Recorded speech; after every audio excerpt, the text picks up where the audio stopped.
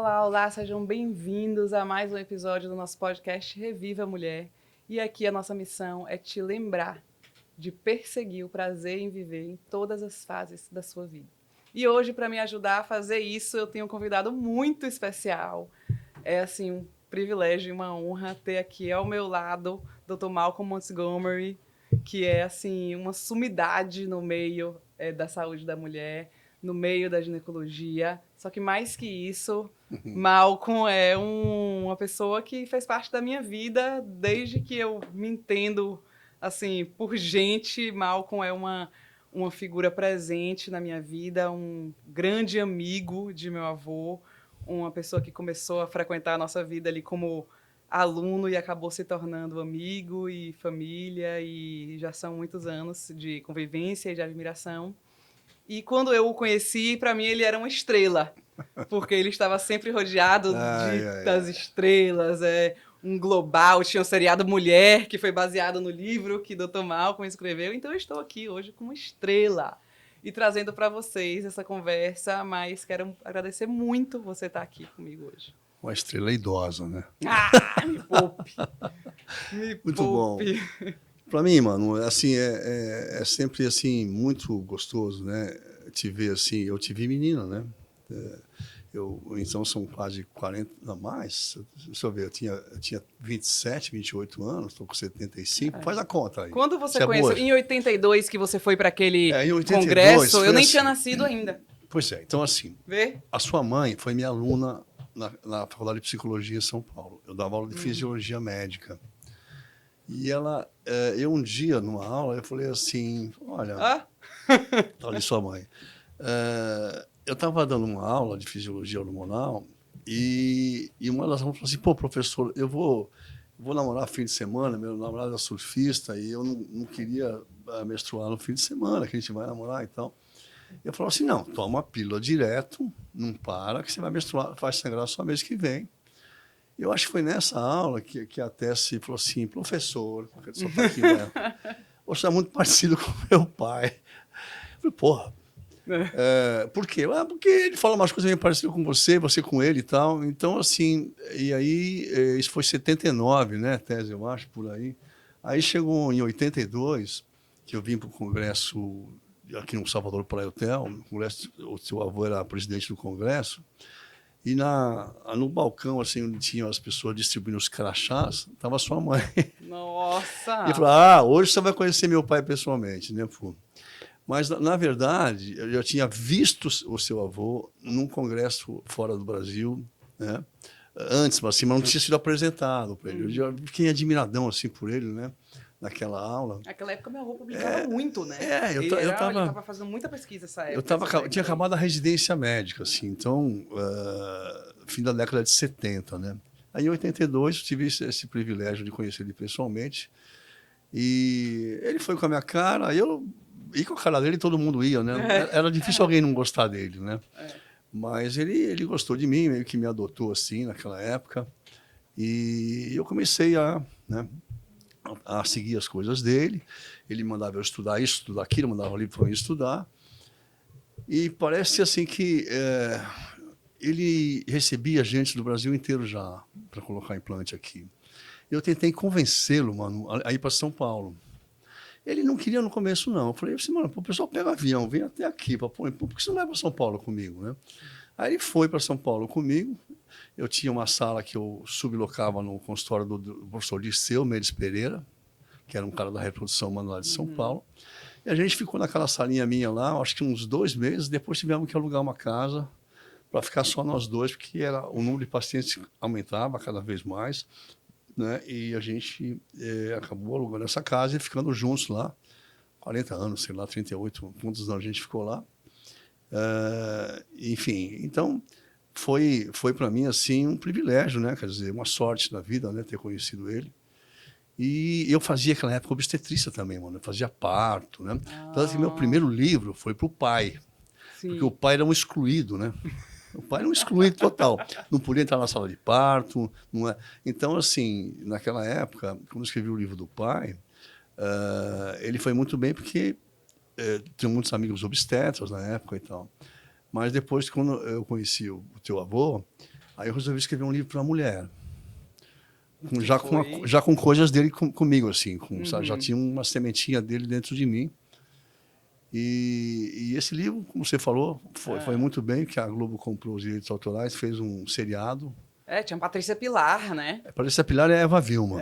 Nossa. As duas eram as médicas. Aquele seriado foi muito marcante. A Lúcia Alves era a enfermeira que fumava no centro cirúrgico. Nossa. Tinha uma parte assim que era comédia, né?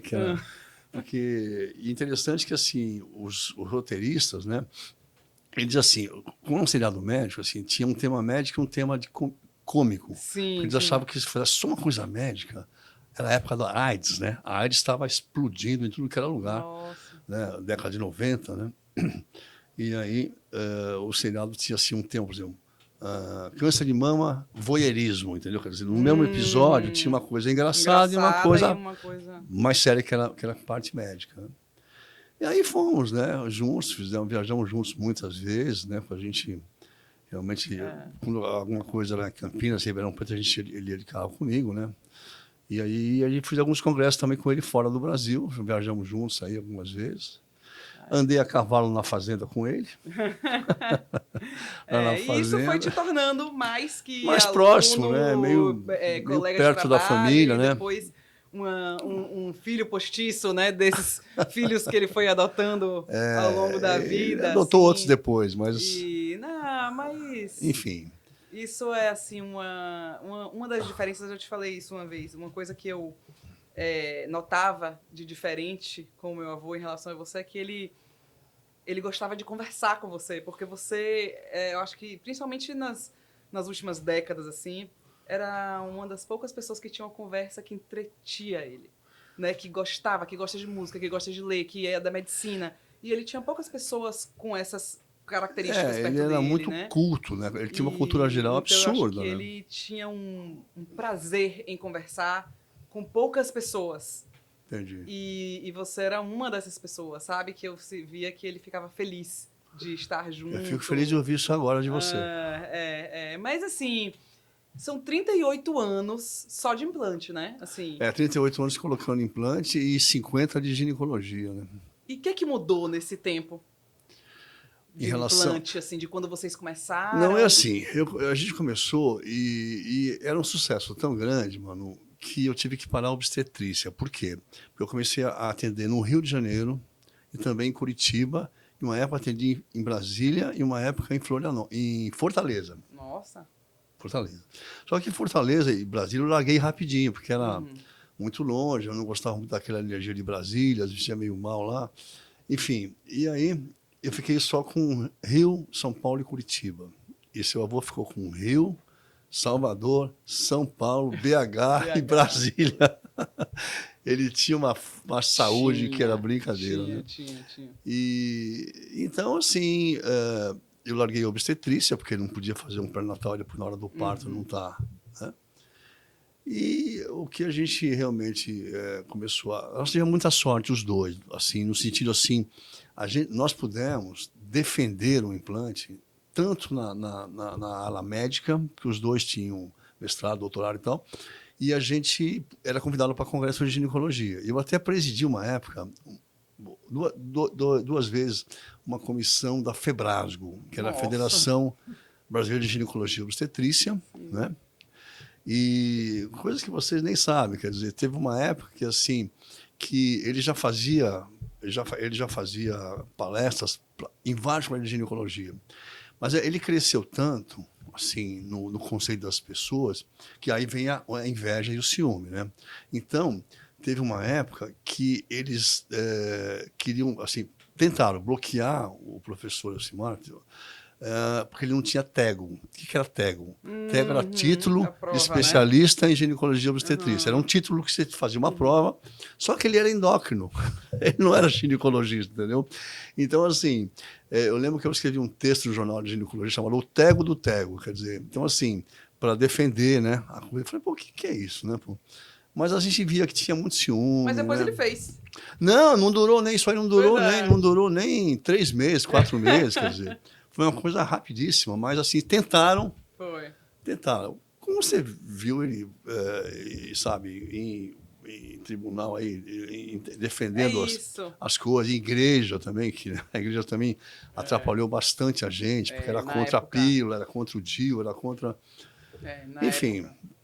Então foi isso, quer dizer, e a gente conseguia defender o implante nos congressos médicos e também na mídia, porque ele tinha um programa na Bandeirantes, de manhã, acho que era semanal, ele gravava várias semanas, né? Ele ia um dia, ele gravava todos os da semana, mas era diário, o programa aparecia todo dia, Era diário, exatamente. E aí ele gravava uma vez na semana todos os episódios toda do semana, dia. E voltava na semana que vem. Exatamente. E eu tinha, assim, eu queria trabalhar na época que eu era residente e comecei a dar aula no curso objetivo, uma aula que era gravada por uma câmera, assim, entendeu?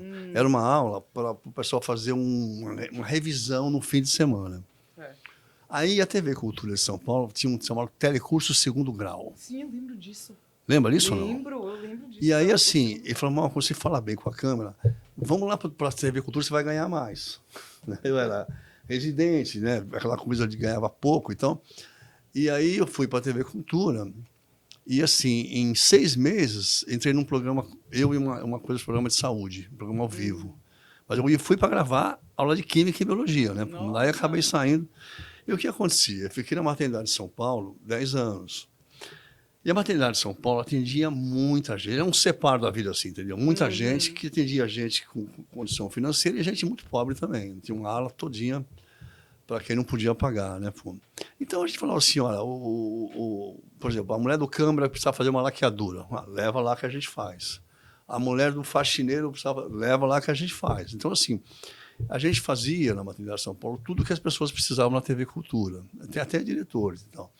Então, essas pessoas foram indo para outras televisões. Bandeirantes, Globo, Record, então.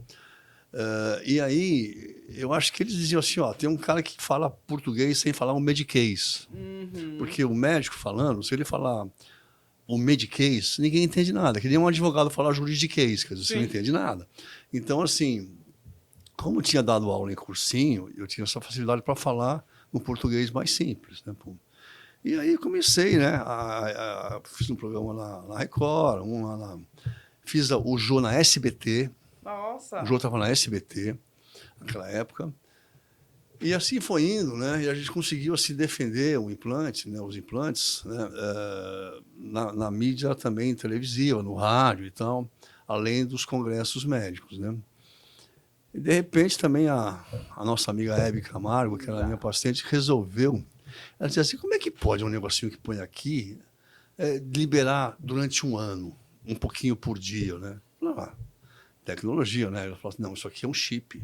Isso aqui não é um implante, é um chip. Porque implante hormonal, é muito difícil ela falar. Ela estou com um chip aqui no bumbum, ela falava, do Malcolm e tal, falava também do Sorocimar, e que só tem um problema.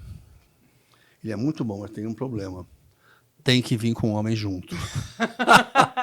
Porque ela estava viúva e aumentava a libido dela, né? Então ela falava assim, enfim, e aí o termo chip pegou. Vocês estão aqui de frente com o responsável pelo apelido Chip da Beleza. Foi porque a Hebe veio de você e foi ela que, né? A Hebe veio ela veio com o chip e o que aconteceu? Aí a Folha de São Paulo ligou pra gente, falou assim, a gente queria as modelos que vocês atendem, por que modelos? Porque a Elcometrina, que hoje o Nestorone, né, a gente que era implante de 6 meses, a gente conseguia, assim, tirar o inchaço, era um bom anticoncepcional, nunca ninguém engravidou, tirava o fluxo menstrual, e para as modelos não inchar 2, 3 quilos no fim do mês, tirava essas pessoas de um São Paulo Fashion Week da vida, entendeu? Então, assim, o dono da agência começou a mandar para nós. E a gente atendia aquele bando de modelos, né? E o que aconteceu foi que a Folha queria fazer uma entrevista com eles. A gente pediu, tanto seu avô como eu, a gente faz, mas você vai ter que se fixar no efeito médico do implante, né? Que era um implante médico, podia ter um efeito colateral bom, no sentido estético, mas era um implante médico. Sim. E aí, nós chamamos 4 modelos que, assim, como é que você chamava? Eu falava assim, fulano de tal, Te interessa uma foto na Folha de São Paulo para a tua carreira? Ah, interessa. Então eles querem falar do implante. Você quer falar do implante? Tá bom. Vieram 4, eram super famosos na época. Né? Eu lembro, era Raika, A Raika, Letícia Berkauer. a Letícia Beckenhauer, quem mais? A outra era uma também bem famosinha. Tinha uma atriz. Não, eram 4 modelos. Naquela época só queriam modelos. A atriz a gente veio depois. Sim. Quer dizer, porque a atriz, a gente podia pôr gestrinona. Que a atriz podia ter músculo. Mas a elcometrina, como não aumentava a massa magra, a gente, porque as modelos tinham que ser retinha, né? Sim. Então, só que assim, quando saiu a Folha Equilíbrio, que era uma folha que saía domingo, uma revista da Folha, assim, que saía domingo, o editor colocou o chip da beleza na capa, entendeu? Na capa da Folha de São Paulo. Aí a gente ligou para ele e falou assim, gente, vocês prometeram. Ah, mas o editor, aquela coisa, né? E aí deu uma futilizada no implante. Tanto o teu avô como eu ficamos assim chateados com essa história toda aí, né? E as coisas... Para contextualizar, essa matéria foi de 2012. Nem lembro, 2008, sei lá para trás. 2012, que foi... É isso mesmo? Não lembro direitinho. Eu encadernei isso aí, né? E eu vi, porque eu mostrei essa matéria hoje. Ah, é? Eu mostrei ela hoje. Se quiser, eu tenho isso aí tudo plastificado. Ah, eu quero. Porque vou te mandar. Essa matéria é uma joia, porque você olha assim, a forma como está escrito. Um negócio... E tem outra também, que eu vou te mandar, que era assim, da revista Isto É, que tinha outdoor em São Paulo naquela época. Então, era a Ângela Vieira na capa, escrito assim, traídas pela medicina, sobre reposição hormonal. Nossa! Mas assim, outdoor, capa da Isto É, tem tudo isso para te dar, tem tudo isso plastificado. Eu quero. Compromisso assim, aqui, hein? Compromisso. Era um trabalho prospectivo de um americano, um trabalho de 10 anos. E no meio do trabalho, ele deu um resultado preliminar. Só que o trabalho dele era feito com Premarin, que era um hormônio oral tirado de estrogênio de égua grávida, quer dizer, era um estrogênio equino, veja bem, equino, por via oral. E ele usava também uma progesterona antiga, a menor progesterona, que ninguém usava mais. Então, naquela época que saiu essa Isto É, eles colocaram na revista uma informação errada. Por exemplo, aumento de câncer de mama era 2,6% em 100 mulheres ano. Eles puseram 26% na revista. Nossa! Aí eu mandei uma carta para a revista, teu avô também, a gente tentava brigar com essas pessoas, né? Mas eles nem responderam para nós, na verdade. Simplesmente assim, eram umas 6 páginas de gente falando bem e mal, gente que usava. Eu lembro que a Regina Duarte falou que não ia parar, o outro falou que não ia parar porque estava muito bem. Mas, enfim, o que ele estava usando no trabalho, ninguém mais usava. E era um trabalho meio mal feito, porque assim, não via fumante e não fumante. Era meio mal feito o trabalho. Eram mais velhas, né? Sim. Do estudo. E aí, o que aconteceu? Passaram-se 5 anos e saiu o resultado final.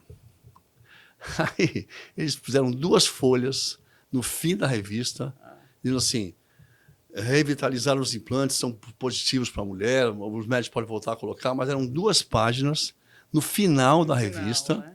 E assim, qual a imagem que ficou? Claro, a retratação é sempre... O outdoor de rua e a capa da revista, entendeu? Então, para a gente tirar isso aí do povão, né, das pessoas que liam essas revistas assim, demorava, né? Porque criou-se aquele mito, assim, primeiro uma informação errada de porcentagem, completamente errada, né? Mas, enfim, isso foram assim, umas situações que a gente conseguiu contornar. E das situações que você vê ocorrendo hoje, assim, o que você acha dessas perseguições que já ocorriam? Já ocorriam. Nós fomos... E ocorrem hoje.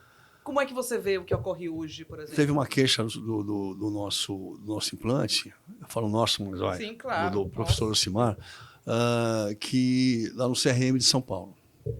Nós fomos 2 juntos lá. Essa história até você não sabe. Aí a gente sentou, eu e ele, com 3 conselheiros do CRM. Aí, como nós levamos trabalhos que tinham sido publicados, numa revista, uma série de trabalhos publicados, lá, Street Fertility, naquelas revistas inglesas e tal, e o pessoal se aquietou.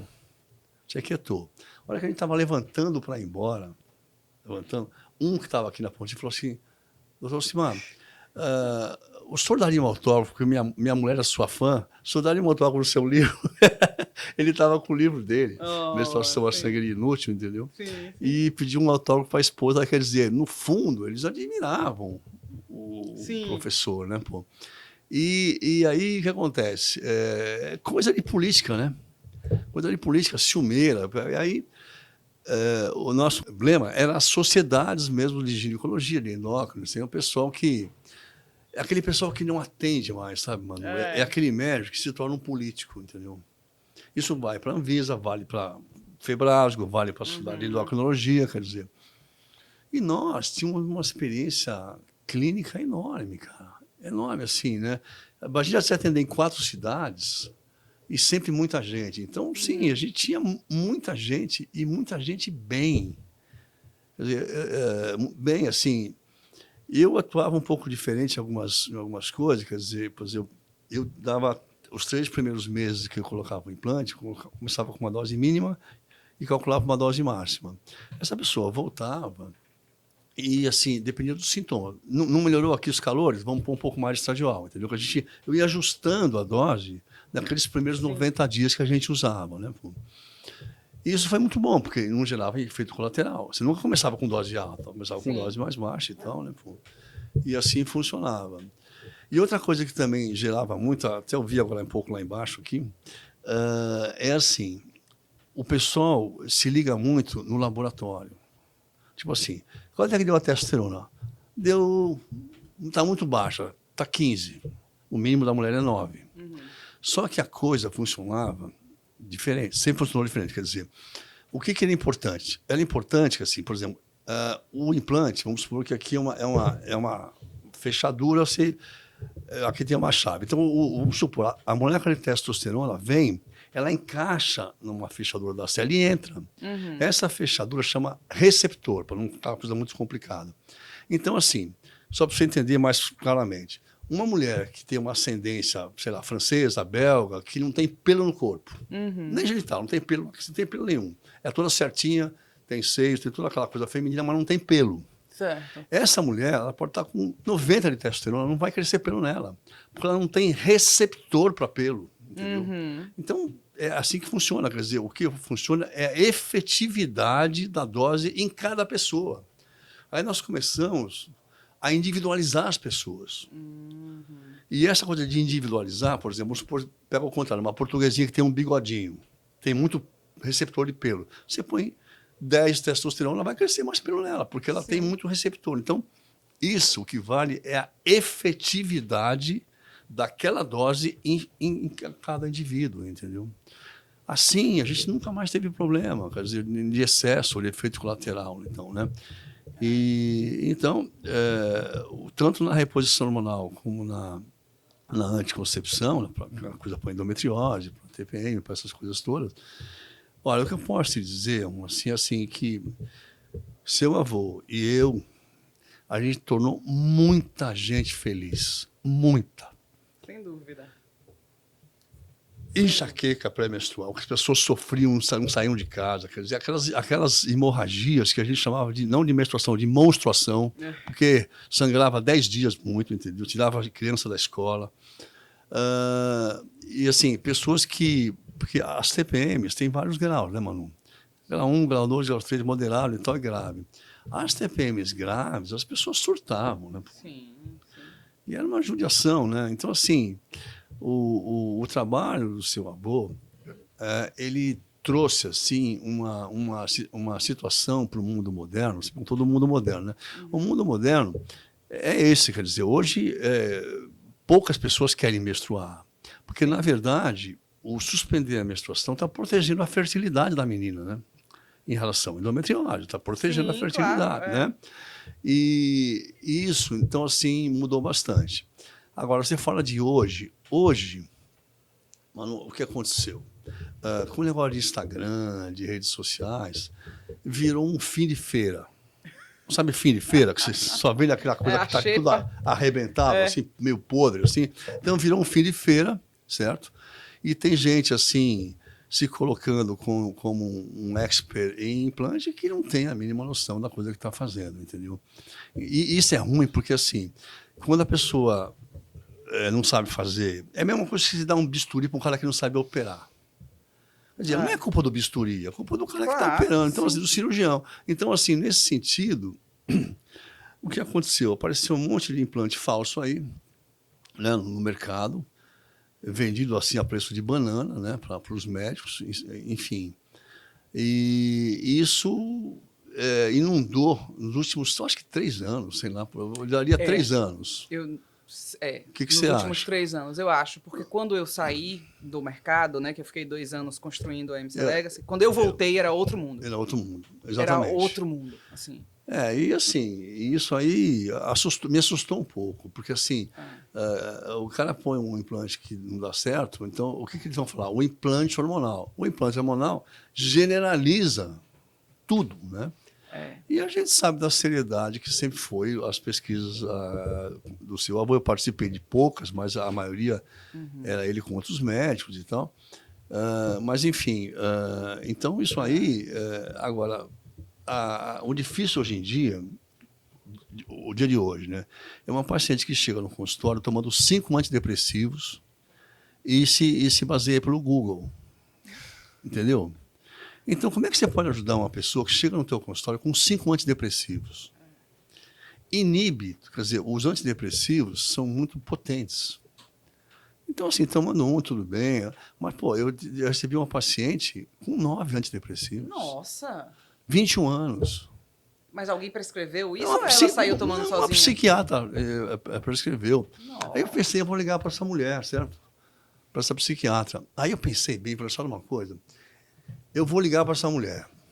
Ela vai mudar o negócio. A menina se joga do 10º andar. A culpa é minha. Eu vou achar que eu, sabe, e que eu interferi no negócio. Então eu falei, não vou ligar nada, porque assim, vou deixar a responsabilidade com a própria médica que fez, mas, né? Então, assim, hoje a gente tem esse problema do Instagram, que é uma coisa que, sabe, que, desculpa eu falar assim, mas eu acho um lixo, entendeu?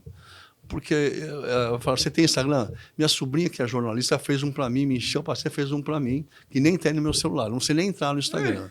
Mas ela fez para mim, então ela põe coisas lá de paciente e tal. E no Rio de Janeiro, a gente também tem uma clientela grande no Rio de Janeiro, e as atrizes, falou as atrizes, né? E aquelas atrizes que estão há 15 anos com implante. As globais sempre foram, a maioria, assim, suas, né? As Você globais, era muito dentro da Globo. porque eu tinha, assim, primeiro que eu sempre gostei muito de teatro e cinema, assim. Então, aqueles atores de teatro, eu conhecia a maioria porque eu gostava de teatro. E tinha um cara que escrevia teatro, que era meu amigo, eu jogava futebol lá na USP, lá no campo da USP, em São Paulo. E esse cara chamava Plínio Marcos. O Plínio Marcos era um cara que ganhou 2 prêmios Mulher. Olha! Então, assim, como eu ia muito no teatro, eu conhecia muito aqueles atores de teatro, porque eu gostava do negócio, né? Pô. E aí começou, né? A primeira atriz que veio foi uma atriz que tinha sangrado durante uma gravação de novela. E eu estava num shortinho, escorreu pela perna, ela não conseguia voltar para fazer a cena depois de novo. Ficou completamente transtornado, né? Aí a gente corrigiu esse problema dela, né, com os implantes. Aí atrás dela vieram todas as globais praticamente atrás da gente, né? Algumas para o seu avô, outras para mim e tal. E hoje a gente tem, acho que hoje tem gente que eu não vejo mais televisão há tempo. Tem gente que é famosinha, mas eu não sei quem é, porque eu nunca vi, né? Mas aquelas pacientes antigas são super gratas, né? Ao implante, porque ajudou muito na carreira delas, até por causa da saúde. Porque quem, por exemplo, uma pessoa com TPM que muda o humor completamente, como é que pode trabalhar em qualquer profissão, né? Não, é outra vida. Qualquer profissão. Uma coisa que às vezes as pessoas, principalmente os homens, porque eles não passam por isso, né? Então é difícil às vezes você entender exatamente o transtorno que é uma TPM, ainda que não seja uma dor incapacitante, o incômodo que acontece ali é um incômodo que impede a mulher de fazer, de manter rotinas, né? Sem dúvida. Ter uma performance padrão no trabalho, quer dizer, você não consegue ser você mesma o mês inteiro. E isso é difícil de compreender, né? Assim, a natureza é super agressiva, a natureza, né? O pessoal acha a natureza linda, mas isso é ilusão. certo? Então, assim, a natureza hormonal da mulher é o ciclo. E o ciclo, o que é o ciclo? A primeira fase do ciclo, o estradiol monta um berço no útero. A segunda fase, depois que vem a ovulação, ela enche esse berço de mamadeira, esperando o bebê chegar. O bebê, toda essa produção da natureza, e o bebê não vem. Então, se desmonta esse berço e desce sob forma de sangramento. Você imagina, começa tudo de novo depois. Exato. Então, você imagina alguém te empurrando, ó, vai engravidar. Ela não quer engravidar agora, para de me empurrar, entendeu?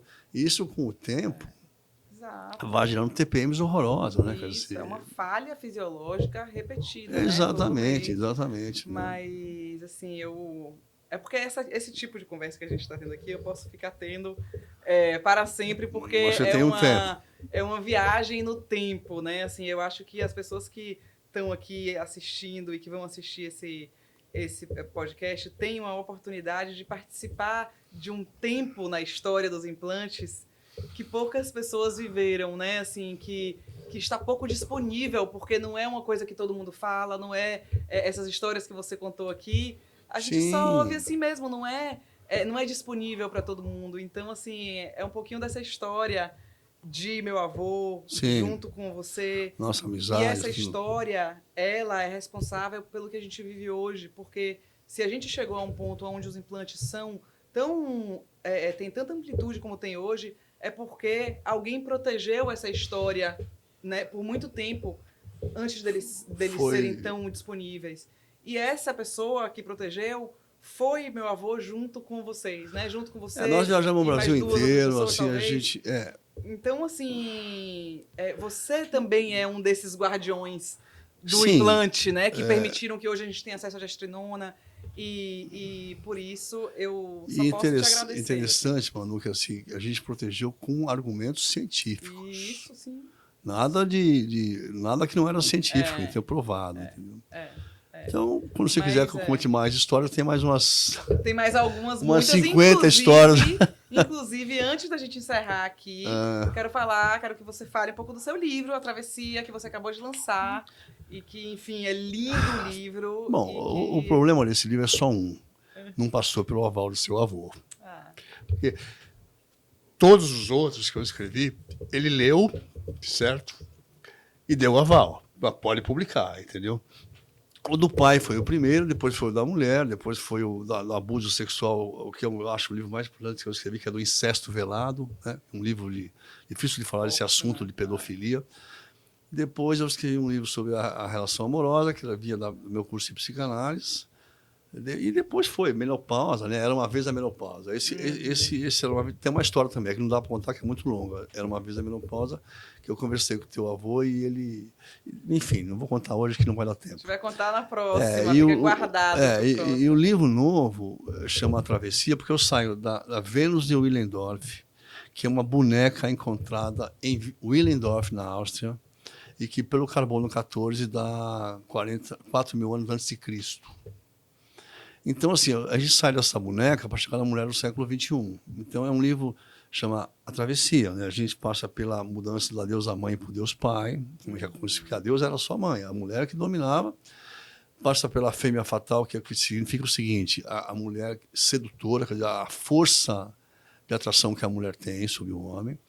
Tem um capítulo sobre a insegurança masculina, né, que também posso contar depois. Tem um capítulo sobre a Inquisição, que eu até pus, chama o STF medieval. Eita! Ai. Eu pus lá os inquisidores, né, no nosso STF aqui, não sei se vai dar problema, mas o livro está rodando aí. E depois eu falei sobre a castração das meninas, né, na África, que ainda tem... milhões de meninas castradas entre 5 e 8 anos, 31 países da África e 8 países de fora da África. E, enfim, depois eu falei de um atendimento que eu atendi 3 pacientes trans, que eu não sabia que era trans, quer dizer, sentou na minha frente uma mulher, e eu comecei a fazer a anamnese, aquela ficha assim, e quando eu cheguei na primeira menstruação, que idade foi? Doutor, eu não tive menstruação porque eu sou trans. Então, ali que... Olha. E um trouxe o outro atrás, né, pô. E depois eu falo da mulher do século XXI, das multitarefas de uma mulher como você, por exemplo, que é mãe, é esposa, é profissional, dessas multitarefas da mulher moderna.